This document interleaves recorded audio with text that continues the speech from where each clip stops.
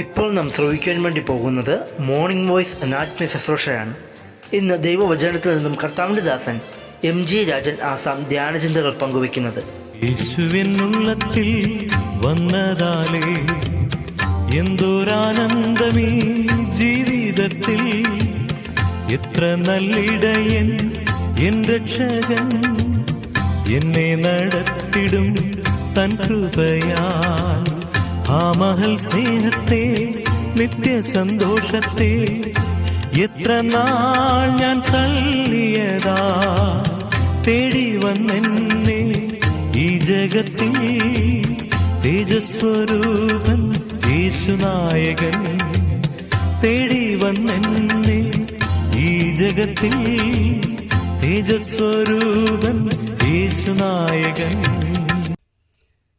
ദൈവതിരുനാമം മഹത്വപ്പെടുവാനായിട്ടിടയാകട്ടെ. മലാഖി പ്രവാചക പുസ്തകം 1-ാം അധ്യായം അതിൻ്റെ 6-ാമത്തെ വാക്യം ഞാൻ വായിക്കുമ്പോൾ ദയവായി ശ്രദ്ധിക്കണമേ. മകൻ അപ്പനെയും ദാസന് യജമാനനെയും ബഹുമാനിക്കേണ്ടതല്ലോ. ഞാൻ അപ്പനെങ്കിൽ എന്നോടുള്ള ബഹുമാനം എവിടെ? ഞാൻ യജമാനനെങ്കിൽ എന്നോടുള്ള ഭക്തി എവിടെ?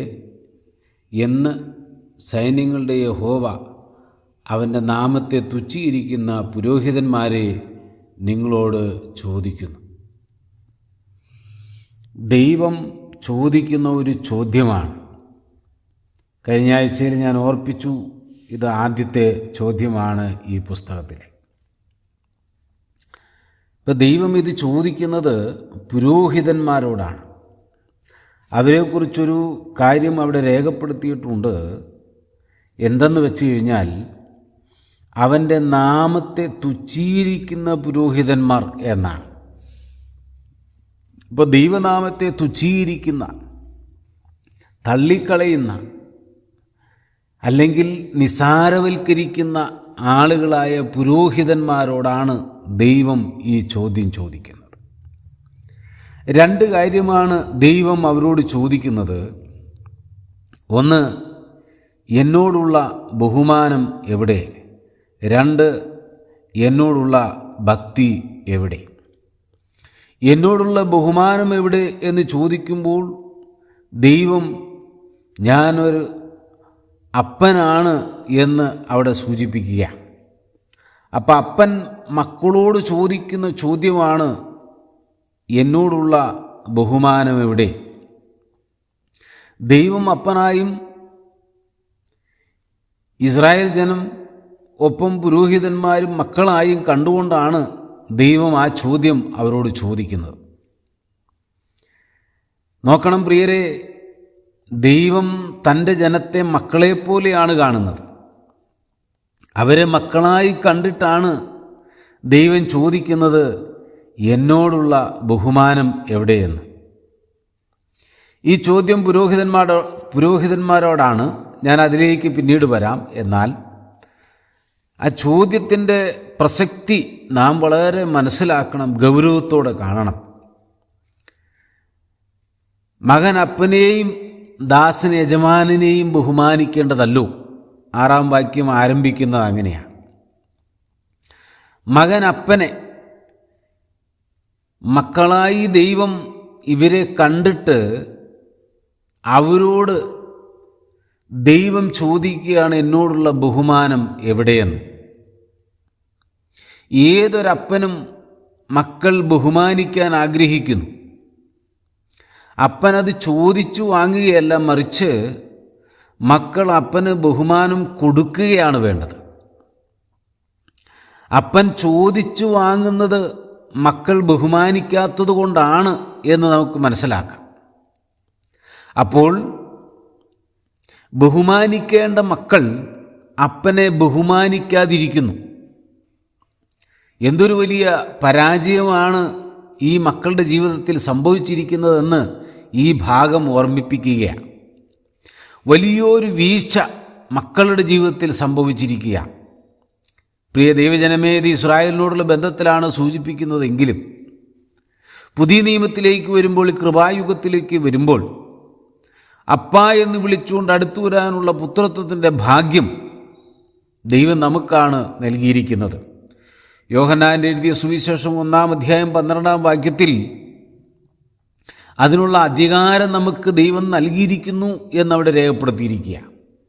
അങ്ങനെയെങ്കിൽ പ്രിയമുള്ളവർ, ഈ അധികാരം നമുക്ക് ദൈവം തന്നിരിക്കുമ്പോൾ നമ്മൾ സ്വയം നേടിയെടുത്തതല്ല, പിന്നെയോ അന്യരും പരദേശികളുമായിരുന്ന, പാപികളായിരുന്ന, ദോഷികളായിരുന്ന, ദൈവത്തോട് അടുത്തു വരുവാൻ യാതൊരു യോഗ്യതയുമില്ലാതിരുന്ന നമുക്ക് ദൈവം ഒരു ഭാഗ്യകരമായ പദവി തന്നിരിക്കുകയാണ്, ദൈവത്തെ അപ്പാ എന്ന് വിളിക്കുവാൻ. എന്തോ ഒരു വലിയ ഭാഗ്യമാ ദൈവം നമുക്ക് തന്നിരിക്കുന്നത്. എത്ര വലിയൊരു ശ്രേഷ്ഠമായ കാര്യമാ ദൈവം എന്നോടും താങ്കളോടും ചെയ്തിരിക്കുന്നത്. ഒരു കാരണവശാലും ദൈവത്തിൻ്റെ അടുക്കൽ വരാൻ യോഗ്യതയില്ലാതിരുന്ന നമുക്ക് ദൈവം തൻ്റെ കൃപയാലാണ് ഈ യോഗ്യത തന്നത്. നമ്മെ ദൈവം മക്കളായി സ്വീകരിച്ചിരിക്കുന്നു. ദൈവം നമ്മെ മക്കളായി സ്വീകരിച്ചിരിക്കുമ്പോൾ നാം ഈ ദൈവത്തെ അപ്പാ എന്ന് വിളിക്കുമ്പോൾ, പ്രിയമുള്ളവരെ, അപ്പന് കൊടുക്കേണ്ട ബഹുമാനം നാം കൊടുക്കേണ്ടേ? അപ്പനോടുള്ള ബഹുമാനം നഷ്ടപ്പെട്ടു പോയിരിക്കുന്നത് കൊണ്ട് ദൈവം ചോദിക്കുന്നു, എന്നോടുള്ള ബഹുമാനം എവിടെ? ഇന്ന് ആ ബഹുമാനമെല്ലാം നഷ്ടപ്പെട്ടിരിക്കുക. കുടുംബങ്ങളിൽ മാതാപിതാക്കളെ ബഹുമാനിക്കുന്ന മക്കളുടെ എണ്ണം കുറഞ്ഞിരിക്കുന്നു. മാതാപിതാക്കളെ ഭയപ്പെടുന്ന മക്കളുടെ എണ്ണം കുറഞ്ഞിരിക്കുന്നു.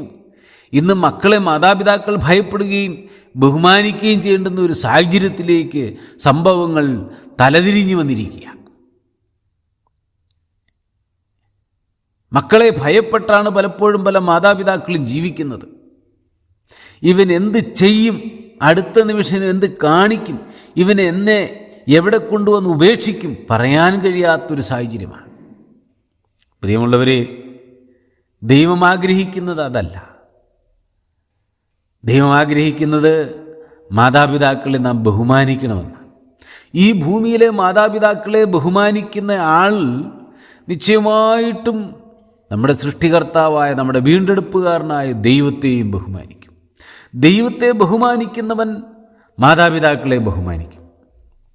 ഇവിടെ ദൈവം ചോദിക്കുന്നു, എന്നോടുള്ള ബഹുമാനം എവിടെ? എന്നോടുള്ള ബഹുമാനം എവിടെ? അത് കിട്ടാതെ വന്നതുകൊണ്ടാണ് ദൈവം ആ ചോദ്യം ഇസ്രായേലിനോട് ചോദിക്കുന്നത്. ഇവിടെ ചോദിക്കുന്നത് പുരോഹിതന്മാരോടാണ്. പ്രിയമുള്ളവരെ, നാമും ദൈവത്തിൻ്റെ പുരോഹിതന്മാരാണ്. ദൈവം നമ്മെ പുരോഹിതന്മാരാക്കി തീർത്തിരിക്കുകയാണ്. ഇപ്പോൾ ദൈവം നമ്മളോട് ചോദിക്കുകയാണ്, അല്ലയോ സഹോദര, അല്ലയോ സഹോദരി, താങ്കളോട് ദൈവം ഇന്ന് ചോദിക്കുന്നു, താങ്കൾ ശരിയായ നിലകളിലാണോ ദൈവത്തെ ബഹുമാനിക്കുന്നത്? ഒരപ്പന് കൊടുക്കേണ്ട ബഹുമാനമാണോ ദൈവത്തിന് കൊടുക്കുന്നത്? അപ്പനേക്കാൾ ഉപരി, മാനുഷ്യമായി ഈ ഭൂമിയിലുള്ള അപ്പനേക്കാൾ എത്രയോ മടങ്ങുപരിയായി നമ്മുടെ ദൈവത്തെ നാം ബഹുമാനിക്കണം, ഭയപ്പെടണം എന്ന് ഓർമ്മിപ്പിക്കുക. 2, ദൈവം ചോദിക്കുന്നു, എന്താ ചോദിക്കുന്നത്? ഞാൻ യജമാനനെങ്കിൽ എന്നോടുള്ള ഭക്തി എവിടെ?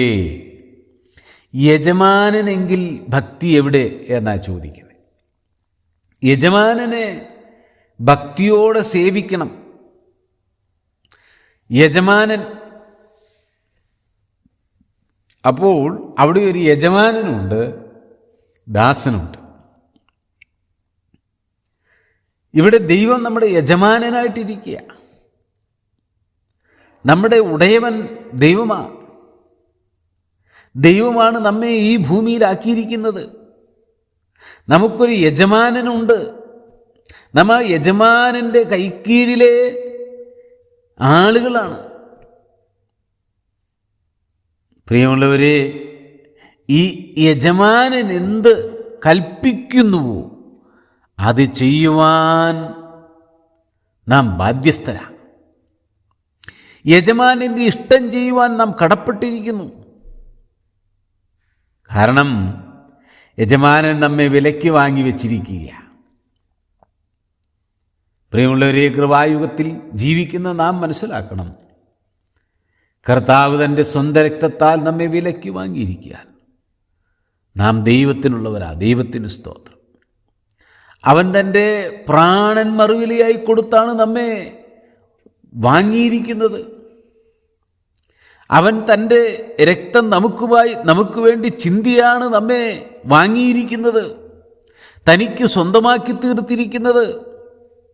ഓ, നാം ഈ യജമാനൻ്റേതാണ്, അവൻ്റെ ദാസന്മാരാണ്. യജമാനൻ്റെ ദാസന്മാരാണെങ്കിൽ നാം ഈ ദൈവത്തെ ഭക്തിയോടെ സേവിക്കേണ്ടതായിട്ടുണ്ട്. ഇസ്രായേലിനോട് ദൈവം ചോദിക്കുന്നു, എന്നോടുള്ള ഭക്തി എവിടെ?